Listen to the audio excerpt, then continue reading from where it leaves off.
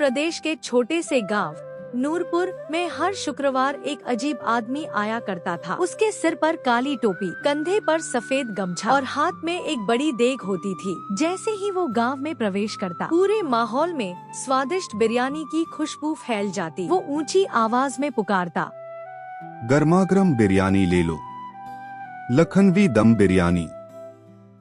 गांव वाले उसकी बिरयानी के दीवाने थे, लेकिन किसी को उसका असली नाम नहीं पता था।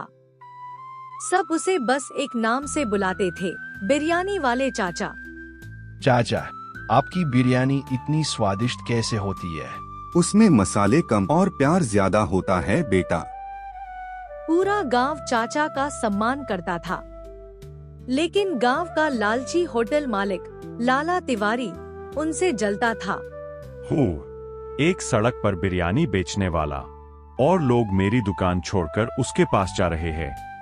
लाला ने तय किया कि वो किसी भी तरह बिरयानी वाले चाचा का राज पता लगाएगा। रात को जब चाचा गांव से निकले तो लाला चुपके चुपके उनका पीछा करने लगा। चाचा गांव के बाहर पुराने रास्ते की तरफ जा रहे थे। हल्की बारिश हो रही थी, चारों तरफ अंधेरा था। कुछ देर बाद चाचा एक पुराने स्कूल के पास रुके।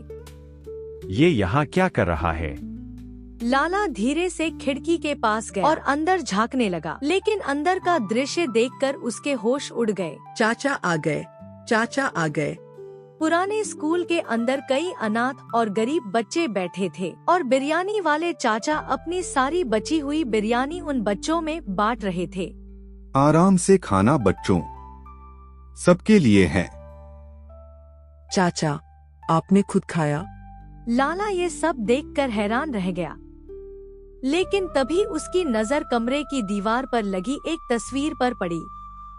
तस्वीर में एक छोटा बच्चा मुस्कुरा रहा था। ये बच्चा कौन है? चाचा कुछ पल चुप रहे, फिर उनकी आंखें नम हो गईं। ये मेरा बेटा था, आरिफ। कमरे में अचानक सन्नाटा छा गया।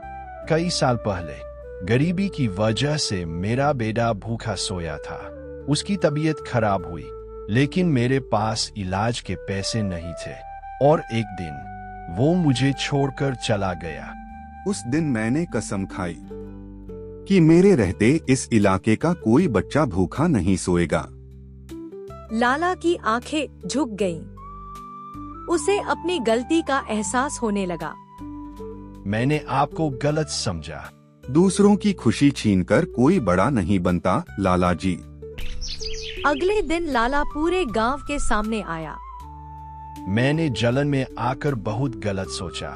आज से मेरी दुकान का खाना भी गरीब बच्चों को मुफ्त मिलेगा। उस दिन से पूरा गांव हर शुक्रवार उन बच्चों के लिए खाना बनाने लगा और बिरयानी वाले चाचा अब अकेले नहीं थे। लेकिन एक दिन वो अचानक गांव से गायब हो गए। ना कोई पता, ना कोई निशान, बस पुराने स्कूल के बाहर एक चिट्ठी मिली। चिट्ठी में लिखा था, जब तक दुनिया में भूखे बच्चे हैं, मैं कहीं ना कहीं बिरयानी बांटता रहूंगा। आज भी लोग कहते हैं, अगर किसी गांव में अचानक स्वादिष्ट बिरयानी की खुशबू आए तो समझ जाओ बिरयानी वाले चाचा फिर किसी भूखे बच्चे का पेट भरने आए हैं।